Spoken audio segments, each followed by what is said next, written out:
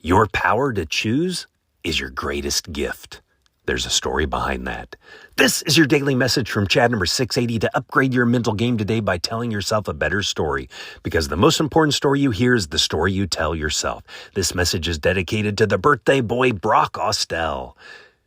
The story of Jeff Bezos and his grandmother smoking is a memorable, informative moment from his childhood that he shared in several speeches, including his 2010 Princeton commencement address.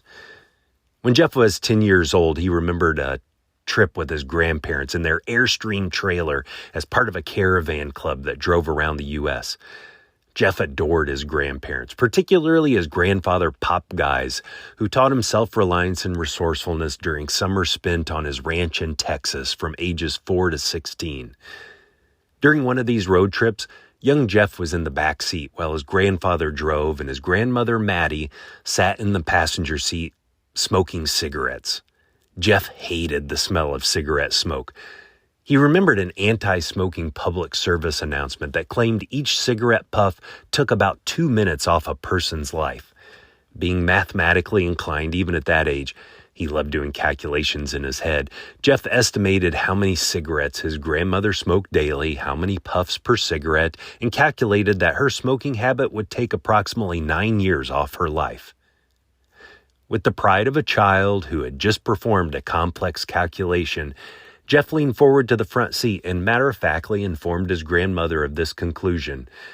Instead of the impressed reaction he expected, his grandmother burst into tears.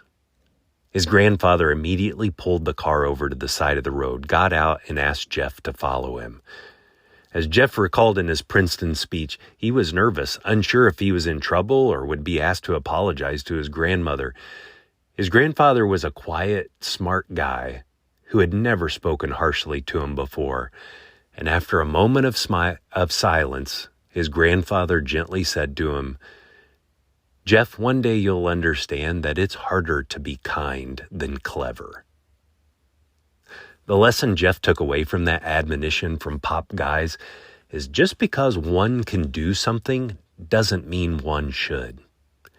The way you choose to use your abilities, and we all have varying capacities, is the difference between immaturity and maturity, childhood and adulthood, selfishness and caring, foolishness and wisdom. You may feel clever in acting a certain way, but clever and wise are two different things, aren't they? Email me the story you tell yourself about choosing wise ways to fromchadsmith@gmail.com.